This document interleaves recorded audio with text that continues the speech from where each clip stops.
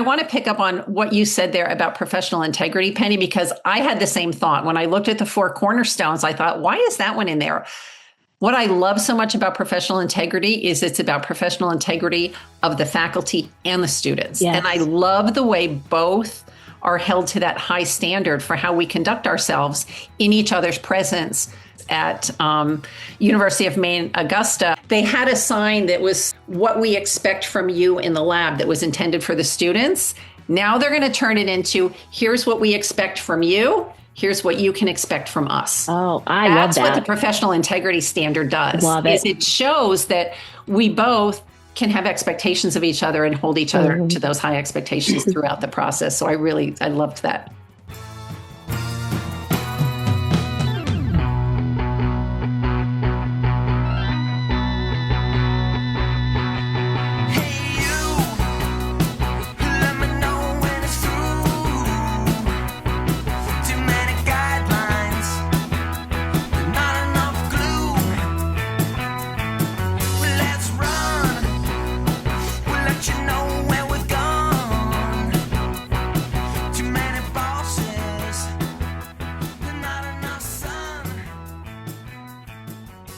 Well, hello, everybody. My name is Mary Fey. I am the Associate Director for the Division of Applied Learning for Performance and Safety at the Center for Medical Simulation. And today we are doing a special episode of the Dare to Be Ready podcast.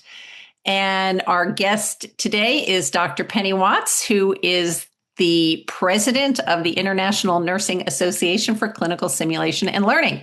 And also with me today is James Lipshaw, who is the producer of Dare to Be Ready. So Penny, it's great to see you. Good to see you, Mary. I'm excited to be here. Good. All right. So let's talk about this thing. So the Center for Medical Simulation had some recent experience helping a couple of campuses at the University of Maine System obtain their INACSL endorsement. I'll talk about that a little bit more in a minute. But first, Penny, I wonder if you could just give us an idea of what the INACSL endorsement process is all about. I will. So the endorsement process through INACSL is really a designation, recognition of programs that have excellence in doing simulation and adhering to the cornerstone standards of best practice. And we have the healthcare simulation standards of best practice. It's a long word, a long acronym. But these are the 4 cornerstones, which are pre-briefing, debriefing, facilitation, and professional integrity. So the entire packet and documents and exemplars really focus around those 4 cornerstones. And applicants will provide exemplars and documentation showing how they adhere to those criterion within the 4 cornerstone standards. So it's really a process of doing a self-assessment of the program and working through what are we doing well, what do we need to work on, and then providing that documentation and exemplars. And of course, this goes to every program's unique to, and how do you manage to adhere to those criterion and those standards? Yeah. And, you know, Penny, I love that you say it's really a self-evaluation because I would say that as we were working with the University of Maine System, that's really what I found the most valuable about this application. You know, of course, we all want the stamp of approval at the end, but the process itself was so kind of revealing about what are our strong suits, where do we need to do a little bit more. And just to fill in a little bit more information about the work that we did with University of Maine System, it's a 4-campus nursing school, and 2 of the campuses, University of Maine at Augusta and University of Southern Maine, which is in Portland, are the 2 campuses that did achieve an INACSL endorsement this cycle. Now, the 2 other campuses, University of Maine, which is in Orono, and the Fort Kent campus, they're still in data gathering mode because one of the things about endorsement is you need to have 2 years of evaluation data of a simulation. So those 2 campuses are still really working at it. And the other thing I also want to highlight that we discovered in the process that was we use the shorthand of pre-briefing, but it's actually preparation and briefing. It really caused us, we were already doing this, but it really caused us to ask that really important question of how do we know our learners are ready to be in this sim? And, this is the Dare to Be Ready podcast. And so I really found that the INACSL endorsement process was really very much about readiness of the program to do great sim. It had us think about the readiness of our learners to be there. And, through that whole process, so many strengths were revealed in both of these campuses, which I really loved. I actually started out the process a little bit nervous about, gosh, are we going to be able to do this or not? And by the end, I was like, oh, look at these schools. They are doing such great sim. So talk a little bit more about this idea of endorsement as doing good sim, because I think that contrasts it somewhat with accreditation from the Society for Simulation in Healthcare, which is different. Could you talk about those two differences a little bit? I will. And I am a long-time previous site reviewer for accreditation for SSH and been very involved in that. And now more involved with endorsement, specifically in my role here. Accreditation is program evaluation. There are standards related to training of your facilitators, processes, policies, and there's a very large document about the entire program, sustainability, those type things. And endorsement is, in a nutshell, truly doing good sim. But part of that endorsement is how are you achieving those standards, and where do you fit your program in with being excellent in those standards? So there truly should synergy between both, but they're very different. They complement each other, but truly the endorsement process is how are you preparing your students? What is your debriefing process? Now, that doesn't mean accreditation does talk about debriefing and pre-briefing. And the endorsement is specifically about these 4 cornerstone standards. How are you achieving them? But also the process that goes along with how are you continually improving, because there's no perfect sim program around. But how are you getting better, and what is your process when you recognized not a failure, but an opportunity for improvement? What was your process for making that sim better? Where in the standard did you not achieve it? And what are you doing to maintain the good debriefing? And specifically, the professional integrity, which I was very excited was included as a cornerstone standard.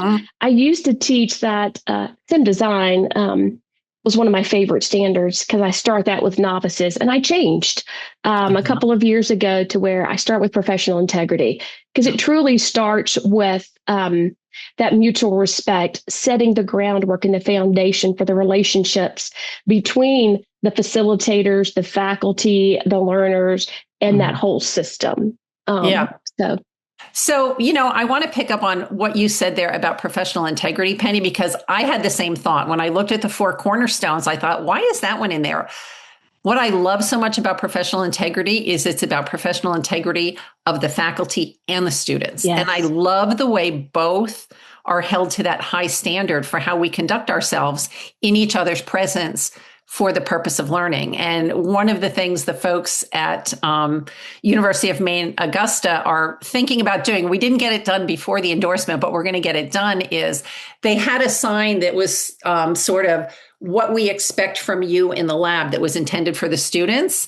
Now they're going to turn it into, here's what we expect from you. Here's what you can expect from us. Oh, I love that. That's what the professional integrity standard does. Love it. It shows that we both can have expectations of each other and hold each other to those high expectations throughout the process. So I loved that professional integrity was part of it too. It was. And, professional integrity also includes that safe learning environment, fostering that trust and respect. And it talks about adhering to the Healthcare Simulationist Code of Ethics through SSH, which is on their website. Anyone can access that, about putting all of this together and setting up that environment that frames learning as well as facilitation in the best way we can for our students. So I love that idea. I'm going to have to take that back to my team. I love how we always help each other, right? That's what on some my people list. do. Absolutely. Absolutely. Love it. So, Penny, one of the things that I'd really like us to talk about here is, of course, as soon as the University of Maine campuses got endorsed, I went right on the website and because I wanted to see our name in print. And one of the things I noticed is there's such a wide variety of different kinds of schools. Some are like the big, University of Alabama at Birmingham, big dog kind of schools, and some are like little tiny community college that I've never heard of. So can you talk a little bit about like who gets endorsed? What kind of schools are they? And how does endorsement address the needs of like the big guys and also the needs of the little guys? I think that's a great question. The standards itself, and there are 10 standards currently, and right now, endorsement focuses on the core four, which we think are just foundational to everything. These are applicable to all SIM programs, whether it's an N of one, which I have been, or a huge hospital SIM center. Currently, we have 77 programs endorsed since our pilot in 2022. We have international schools. We also have academic health science centers like us, a very big institution. We have small schools, academic programs, community colleges, large academic facilities, hospitals, and international groups that are going through endorsement as well. So it's applicable really at any level because SIM, whether it's mannequin, AR, VR, standardized patient, the standards relate to all of them. I know there are other standards for SPs and other things, but related to good SIM, they all interconnect. Any SIM program can apply. We have such great SIM going on with really maybe a SIM educator and a specialist running large students through, but it goes to how do you implement it? How do you evaluate it? How do you work with your faculty and your staff to implement? So I mean, it's a continuum of programs from very small to very large going through that endorsement process. Yeah. And, we've been, of course, thinking about this at CMS, the process of helping the University of Maine, it was just so rewarding for so many different reasons. And I think because there's just so much good SIM going on out there, let's recognize it. But as I was thinking about it, I think, our approach is going to be, when I say our, I mean the Center for Medical Simulations approach is going to be, to go in and do an initial assessment of a school. And I know you've got some documents on the website that can help people do a self-assessment, but our thinking is go in and assess a school. And I'm thinking, there's probably going to be kind of two camps that schools fall into. One is, they're really there. And really what we need to do is, and what we did at the University of Maine was like actually help them write the application to make sure that it's, in good order and accurately portrays the program. So I think there are some schools that will be able to go in, do an assessment, say, boy, you're 90% of the way there. We're going to help you, which would be a shorter engagement. And then I think there are also other schools who, for whatever reason, might not have their SIM program operating, quite like the well-oiled machine as others. And I think in those circumstances, it'll be more like the process at the University of Maine, which actually took us about 2 years, to really go in there, did an assessment of all 4 campuses. And then we actually used the core 4 to guide the whole consulting job at the University of Maryland. And the first thing we did was said, we need to standardize preparation and briefing across the 4 campuses. Yeah. And that was our first one. And, for thinking about the idea of readiness and are the students ready to be in the SIMS, we applied the SIM zones framework as part of the assessment process. And then we started to put the core 4 in place. And then we did a lot of faculty development around debriefing. So that one really took us 2 years. And so I'd just like to get your thoughts on that idea of sometimes it's an assessment, they're there, write the application. That's going to take us, I don't know, maybe a year. And then other schools, it may take 3 years. And I don't think there's anything wrong with either one of those. I think the core 4 kind of guide us in making those assessments. So what are your thoughts there?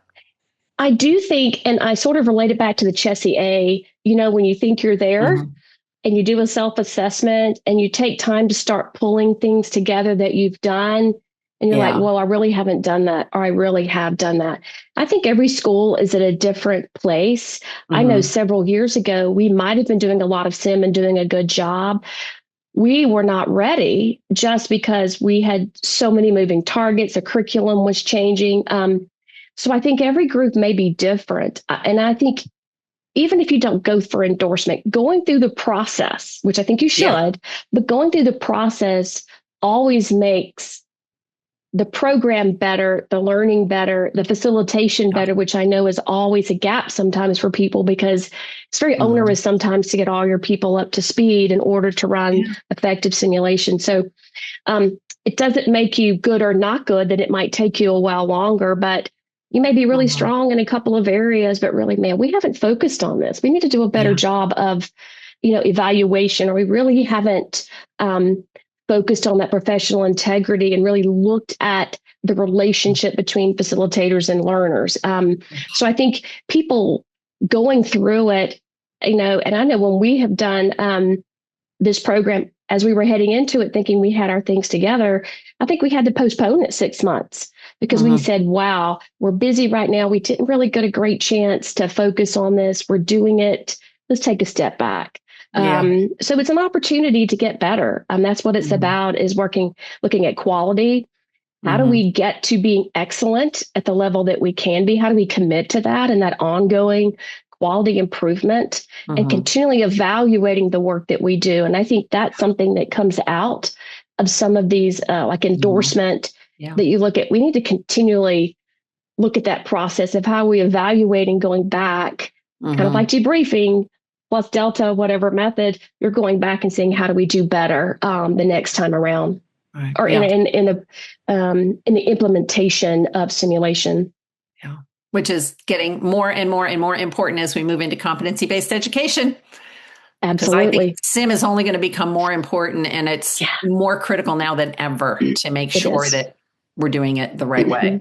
Mary, I'm also thinking that matches so closely with our Sim Zones approach and how we talk about readiness, which is you need to have a plan for continuous readiness in place to go along with your fundamental skills and your situational readiness. How are you going to continue to get better and continue to train?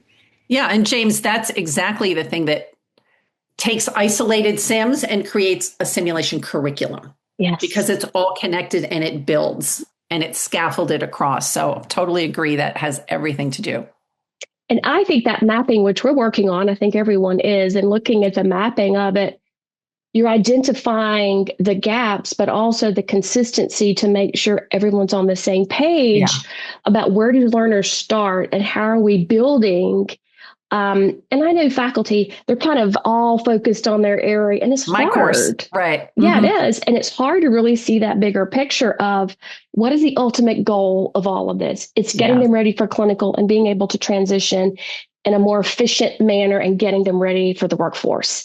And I think that mapping and so forth and looking at your SIM and these processes will help you get even closer to that as well. The endorsement process, I think, will help you get closer.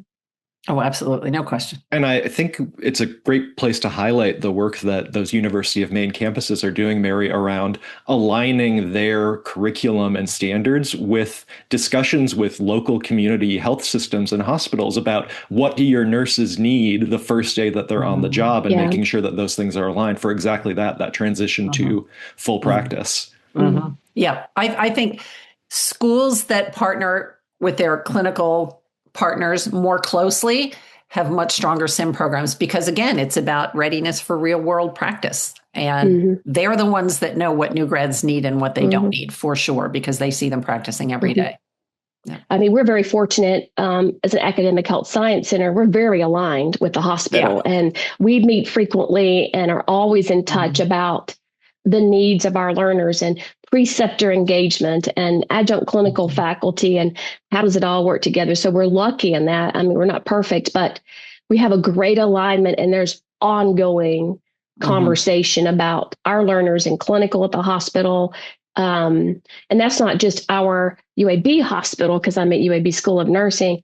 It's also with other hospitals in the area. I know our associate deans for our graduate and undergraduate programs communicate often and meet regularly to figure out. And a lot of our simulation work has come from those conversations and the needs assessment that is being done. So keeps it real, keeps it relevant. It does.